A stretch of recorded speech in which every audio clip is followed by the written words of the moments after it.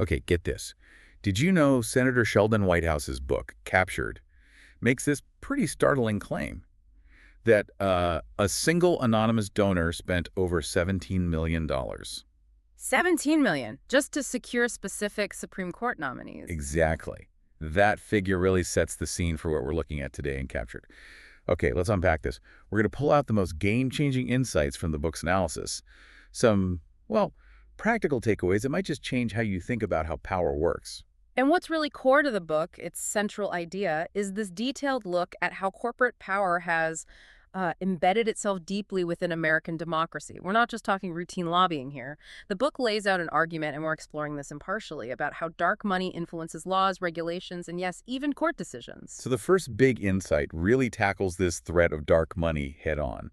The book argues democracy isn't just facing lobbying anymore, but billion-dollar dark money campaigns. Completely anonymous, no public accountability. Right. And described as much more effective and actually less expensive than the old ways of doing things, like open political attacks. More effective because they're targeted, I suppose. That seems to be the argument. The book suggests these campaigns, spending heavily to sway specific outcomes, offer a much higher return on investment compared to trying to individually influence every politician.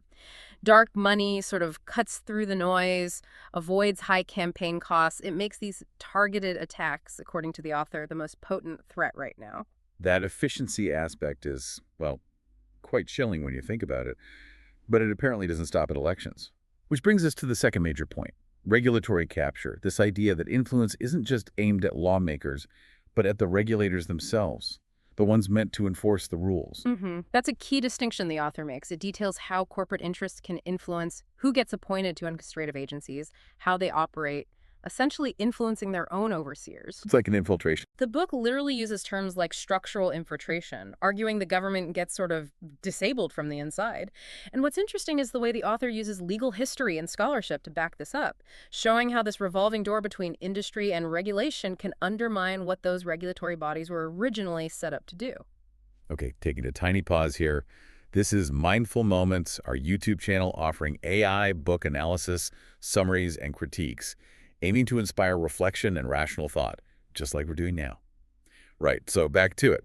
The third insight shifts towards, well, what can actually be done? Actionable advice for citizens.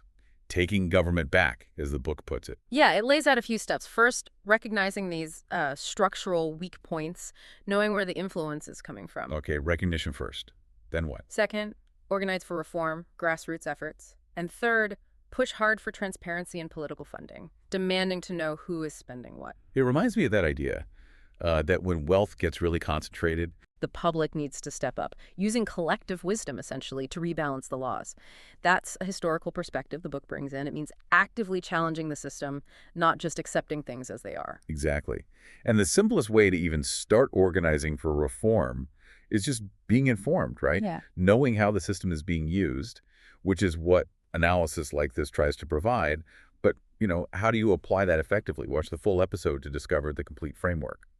So pulling it all together, what's the core takeaway here? It seems to be recognizing that these corporate interests aren't just randomly spending money. They strategically use dark money. And these campaigns, often targeting judicial or regulatory fights, to block reforms. Things like climate action or campaign finance rules that might benefit the public, but not their bottom line. And to help you process all this complex information, remember how we structure our content. You can start with our quick 5-minute viral moments, then dive into the full in-depth analysis. After that comes a summary, and we finish with a comprehensive critique.